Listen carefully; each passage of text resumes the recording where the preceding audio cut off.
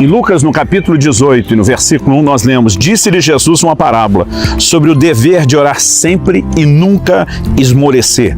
Essa palavra traduzida como dever, ela fala de necessidade. E nós precisamos entender que na vida cristã há uma responsabilidade, bem como uma necessidade do cristão, entender que ele deve orar sempre. Orar sempre não significa apenas que a vida de oração deve ser contínua, mas a própria parábola que o Senhor Jesus nos conta nos fará entender que ele está falando sobre orar sempre pelo mesmo assunto, até que a resposta chegue. Eu vou ler dos versículos 2 a 7 de Lucas 18. Havia em certa cidade um juiz que não temia Deus, nem respeitava homem algum. Havia também naquela mesma cidade uma viúva que vinha ter com ele dizendo: julga a minha causa contra o meu adversário. Ele por algum tempo não a quis atender. Mas depois disse consigo: bem que eu não temo a Deus nem respeito a homem algum, todavia como essa viúva me importuna, julgarei a sua causa, para não suceder que por fim venha a molestar-me. Então disse o Senhor: considerai no que diz esse juiz iníquo. Não fará Deus justiça aos seus escolhidos, que a ele clamam dia e noite, embora pareça demorado em defendê-los? Vou ler também o verso 8. Digo-vos que depressa lhes fará justiça. Contudo, quando vier o Filho do Homem, achará porventura fé na terra.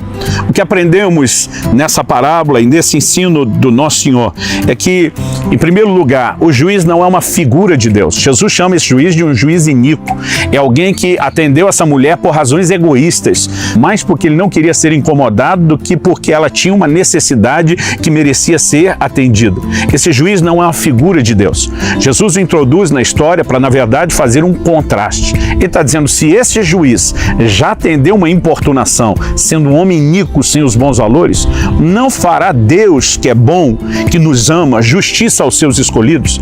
Da mesma forma, quando Jesus diz que se um pai receber do filho pedido para um pão, não lhe daria uma pedra, se o filho pedisse peixe, ele não lhe daria serpente ou escorpião. Jesus no final diz assim: se vocês são maus, sabem dar boas dádivas aos auxílios, quanto mais o Pai Celestial. Jesus não estava comparando, ele estava contrastando os pais naturais, que por natureza pecaminosa são maus, em relação ao Pai Celestial, que é bom. Da mesma forma, em relação ao juiz iníquo.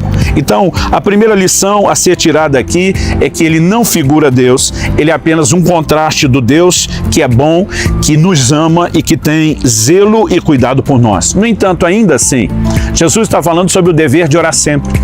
E ele diz no verso 7, não fará Deus justiça aos seus escolhidos, que a ele clamam dia e noite. Então Jesus não está apenas falando de orar todos os dias, quando ele fala de persistirmos na oração, mas muitas vezes dia e noite. Ou seja, não só a cada dia, mas em momentos diferentes do dia. Isso precisa nos levar a uma conclusão.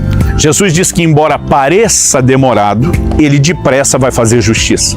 Muitas vezes pela nossa ansiedade ou porque não entendemos o timing, o tempo de Deus, para algumas coisas nas nossas vidas nós ficamos ansiosos que não está acontecendo. Mas Jesus está dizendo, não fique na perspectiva de que demora. Acredite que depressa Deus vai responder e fique orando, persistindo na oração até que a resposta chegue.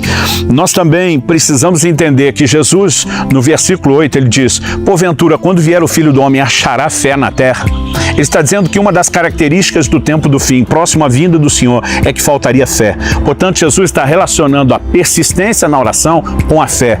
Eu já vi pessoas tentar definir, uma vez que Tiago fala da oração da fé, que já que a fé é a posse antecipada daquilo que se espera, quem orou com fé deveria orar uma vez, só agradecer a Deus e não repetir essa oração depois. Isso pode até ser verdade em momentos onde você sente que a fé rompeu com muita força e que você já chegou lá, né? Vou colocar aqui aspas no chegar lá, aquela sensação de alcancei. Eu já tive momentos de orar uma única vez e a resposta vir de forma expressa. No entanto, Jesus está dizendo que orar com persistência não é falta de fé. Pelo contrário, deixar de persistir na oração é que seria sinalizado como falta de fé. Então precisamos entender que isso tem tudo a ver com a fé e é nossa responsabilidade perseverar na oração. Anos atrás li um exemplo muito interessante no livro Oração Intercessória de Dutch Sheets, uma leitura maravilhosa sobre o assunto que eu recomendo a todos. Ele dá um exemplo falando do guepardo africano. E ele mostra que o guepardo africano, embora seja talvez o animal mais veloz que nós vamos encontrar na natureza, porque o guepardo chega a alcançar velocidades como 115 km por hora, ele precisa abocanhar a sua presa no primeiro bote. Porque se ele não conseguisse no primeiro bote e ela escapar por um drible, normalmente não escapariam por velocidade, ele normalmente não terá fôlego para de imediato fazer uma segunda investida. Porque apesar de ser um dos animais mais velozes do planeta, ele tem um coração pequeno e ele não tem resistência para uma segunda corrida. Então o autor no livro compara muitos crentes na vida de oração ao guepardo. Diz que a gente começa e sai que nem um louco numa velocidade incrível, mas se não alcançamos resposta imediata, nossa tendência é desanimar e a gente acaba perdendo o fôlego. O que Jesus está nos ensinando é que nós não podemos agir assim. Há muitas razões para que a gente persista na oração. Uma delas, acredito, que diz respeito à própria questão de romper em fé.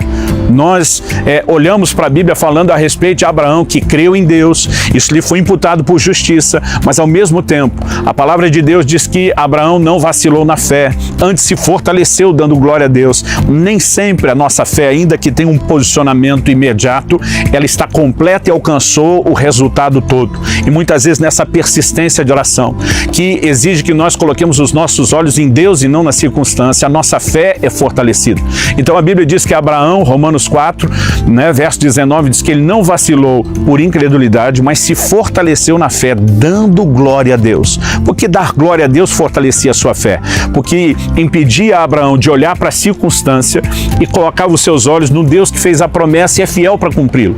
Da mesma maneira, quando estamos persistindo na oração, estamos nos lembrando de quem Deus é, do que Ele pode, como Ele muda e reverte circunstâncias, e essa persistência vai nos ajudar a romper em fé e, portanto, chegar ao resultado que esperamos. Em segundo lugar, nós podemos destacar o elemento de que há uma guerra no mundo espiritual, há uma batalha contínua acontecendo. Em Efésios 6,18, o apóstolo Paulo diz que a nossa luta não é contra a carne e o sangue. Diferente da nação de Israel, o povo de Deus da velha aliança, que lutavam contra pessoas, a Bíblia diz, nossa luta não é contra a carne e o sangue, mas sim contra principados, potestades, contra os dominadores desse mundo tenebroso nas regiões celestiais. E nessa batalha, nós precisamos entender a importância da oração. Quando olhamos para o livro de Daniel, no capítulo 10, nós vemos que o anjo do Senhor lhe aparece ao final de 21 dias de um jejum parcial. E o anjo diz para ele, Daniel, a tua oração foi ouvida desde o primeiro dia, e foi por causa das tuas orações, das tuas palavras que eu vim. Agora pergunta, se a oração foi ouvida no primeiro dia e o anjo foi enviado para respondê-la já no primeiro dia, por que é que ele só chega no final das 3 semanas de jejum? O próprio anjo explica nos versículos 12 e 13 e diz, mas o príncipe da Pérsia me resistiu. Quando ele fala do príncipe da Pérsia, ele não está falando de um príncipe humano. Um príncipe humano não poderia resistir a um anjo. A Pérsia, naquele momento, era o império que governava o mundo. E ele está falando de um principado maligno que regia a nação que dominava o mundo. E isso é o significado de principados, são príncipes. Então, ele havia resistido o anjo no mundo espiritual. Há uma batalha acontecendo. O próprio anjo diz ao profeta Daniel, mas Miguel, um dos primeiros príncipes, veio em meu socorro. Então, basicamente, ele explica, falando uma linguagem contemporânea, atual, que ele conseguiu furar o bloqueio, enquanto Miguel segurava a batalha, ele diz, e agora, deixando você, eu volto para encarar o príncipe da Pérsia, tem mais briga. No mundo espiritual, há uma guerra acontecendo e nossas orações, eu diria, a persistência nas orações, vão garantir vitória. Eu imagino se Daniel tivesse desistido de seguir orando depois do primeiro dia, imaginando, não houve resposta, não houve intervenção de Deus, talvez isso não vá me levar a lugar nenhum. Se ele tivesse desistido em vez de persistir, a resposta não teria chegado. Nós precisamos entender a importância de persistir na oração, até que essa batalha no reino espiritual seja vencida. E um terceiro e último aspecto para ser levado em consideração, de porque nem sempre a resposta chega de forma imediata, e porque é importante a gente perseverar na oração, é que nós precisamos considerar o tempo de Deus.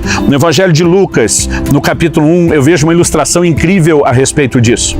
A palavra de Deus nos fala a respeito de Zacarias, o pai de João Batista. A Bíblia diz que eles eram justos, irrepreensíveis diante de Deus, serviam a Deus no ministério, eram pessoas que por honrarem o Senhor poderiam, como diz a Escritura, esperarem que Deus também as honrasse, mas não tinham filhos.